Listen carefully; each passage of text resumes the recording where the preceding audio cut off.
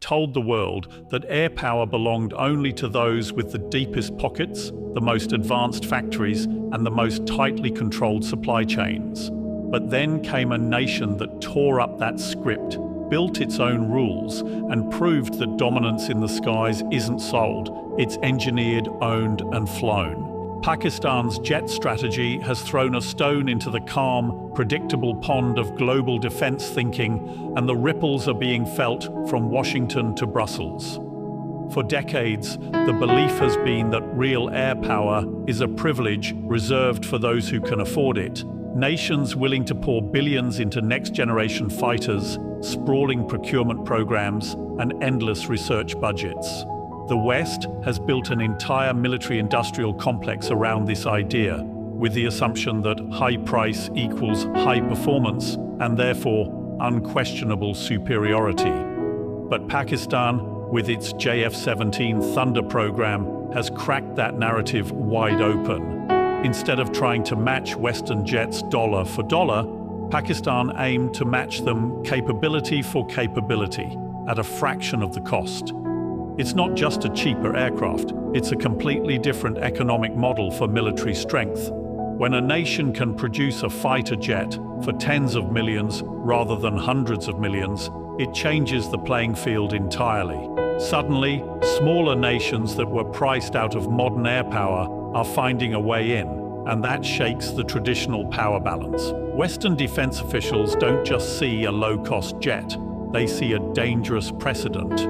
If countries can build credible air forces without spending like the Pentagon, the monopoly on aerial dominance starts to weaken. And make no mistake, the JF-17 isn't some budget knockoff that folds under pressure. It's fully capable of carrying modern missiles, engaging in both air-to-air and air-to-ground missions, and being upgraded with advanced avionics at a speed Western jets can only dream of. The very existence of a jet that can be mass-produced quickly, maintained cheaply, and still perform in real combat is deeply unsettling to a defense industry that thrives on complex, expensive, and slow-moving projects. Cost-effective innovation doesn't just disrupt the market, it disrupts strategy, alliances, and the economics of war. In many ways, Pakistan has taken the West's own playbook, deterrence through air superiority, and rewritten it for nations that cannot afford to play by the old rules. That is why this approach is called disruptive.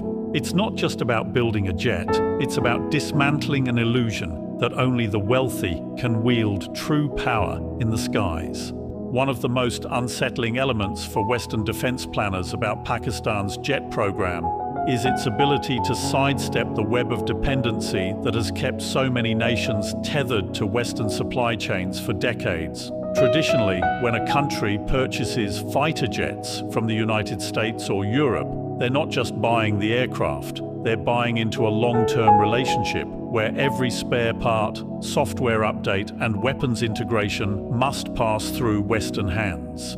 This dependency isn't just about logistics, it's a strategic leash.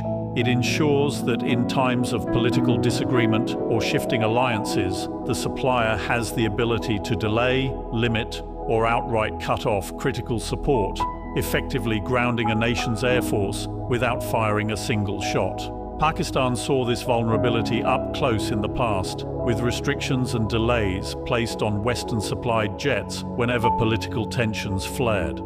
The decision to work closely with China and develop local manufacturing capabilities for the JF-17 was more than an economic choice. It was a strategic act of liberation. By producing most of the jet domestically and integrating weapon systems from a variety of sources, Pakistan has built an air power platform that is immune to Western political leverage. The West can't withhold critical components because they don't control them. They can't dictate upgrade timelines because Pakistan manages its own. This independence is deeply disruptive to a defense ecosystem that relies heavily on keeping buyers in a constant cycle of dependence and expenditure. For smaller nations watching closely, the message is clear. Partnering outside the Western sphere and developing local assembly capabilities isn't just possible, it's effective. The fact that Pakistan can now maintain, upgrade, and even export its own jets without permission from a Western capital is a geopolitical shift in itself.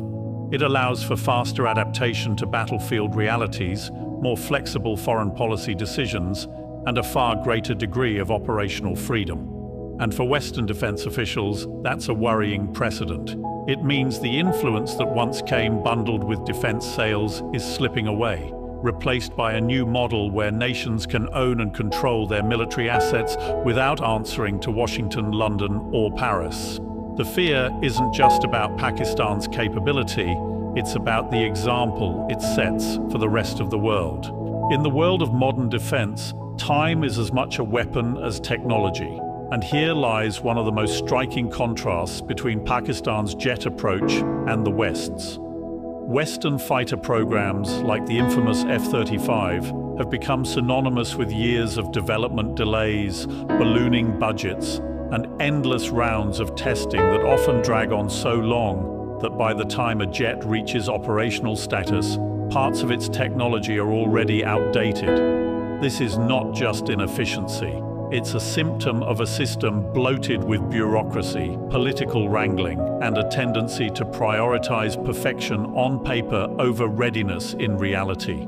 Pakistan has flipped this model on its head.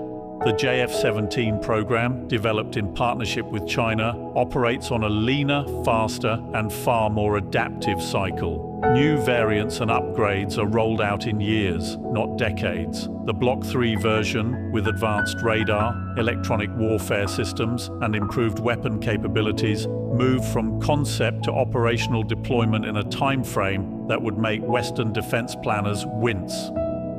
This speed doesn't mean cutting corners. It means focusing on achievable advancements, integrating proven technologies quickly, and responding to actual operational needs rather than chasing ever-moving, politically driven requirements. The effect of this agility is profound. While the West debates budgets and conducts yet another round of performance evaluations, Pakistan is already fielding upgraded aircraft and training pilots on the latest systems.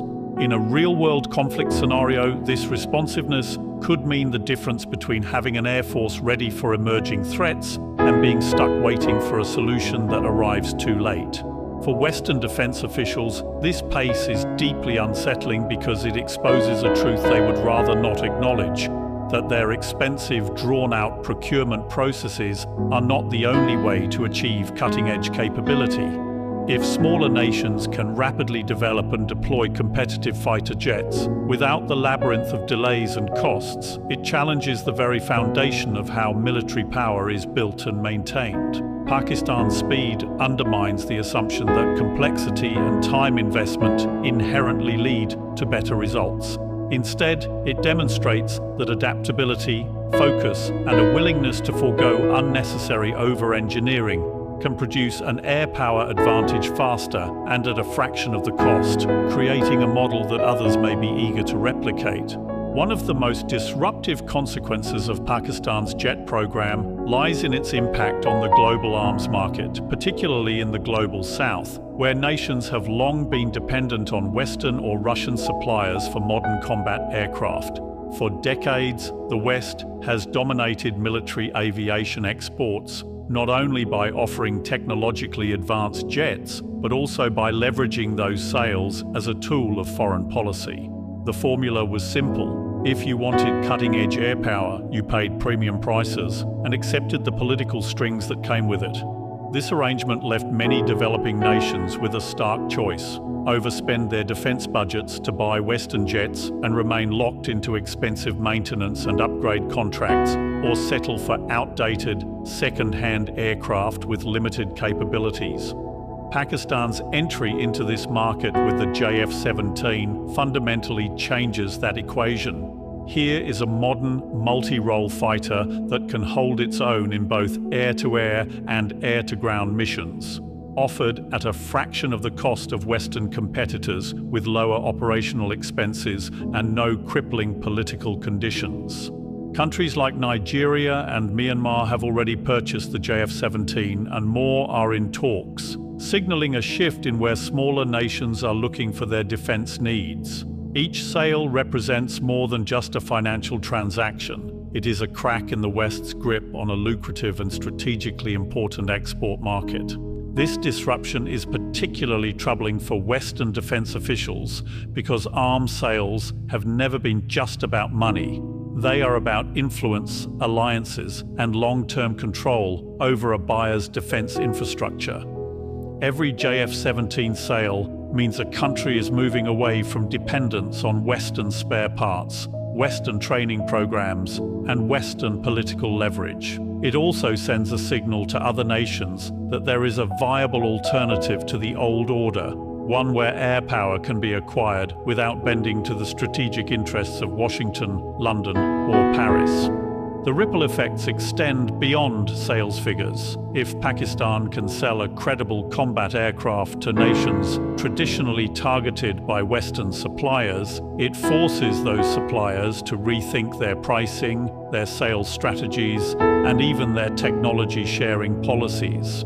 It creates competition in a market that has long been protected by political dominance as much as by engineering prowess. In this sense, the JF-17 is not just a military asset, it's an economic and diplomatic disruptor, one that is quietly rewriting the rules of how air power is bought and sold in the 21st century. What truly unnerves Western defense officials about Pakistan's jet program is that it is not merely a theoretical capability demonstrated in air shows or promotional videos. It is a combat-proven force that has faced real operational tests and delivered results. Many of the West's most advanced jets, despite their staggering price tags and sophisticated engineering, have spent years without engaging in high-intensity, contested air-to-air combat. In contrast, Pakistan's JF-17 has been bloodied in actual missions, not only in counter-terrorism operations, but also in direct engagements with rival air forces. The most notable example came during the 2019 Pakistan-India standoff, when the JF-17 played a critical role in an operation that resulted in the downing of Indian aircraft, an event that sent shockwaves through defense circles around the world. This was not a war game or a carefully staged drill. This was live combat under extreme political and operational pressure, and the aircraft performed as intended. Beyond the high-profile incidents, the JF-17 has been consistently deployed in counterinsurgency missions, precision strikes, and border patrols, building a track record of reliability in varied combat environments. These operational experiences feed directly into design improvements and pilot training programs, creating an iterative feedback loop that keeps the platform evolving in response to real battlefield demands. For Western defense officials, this is a troubling contrast. Many of their most prized aircraft are tested in controlled environments and optimized for hypothetical conflict scenarios, which may not reflect the unpredictable realities of modern warfare. The fact that Pakistan's jets have proven themselves in unpredictable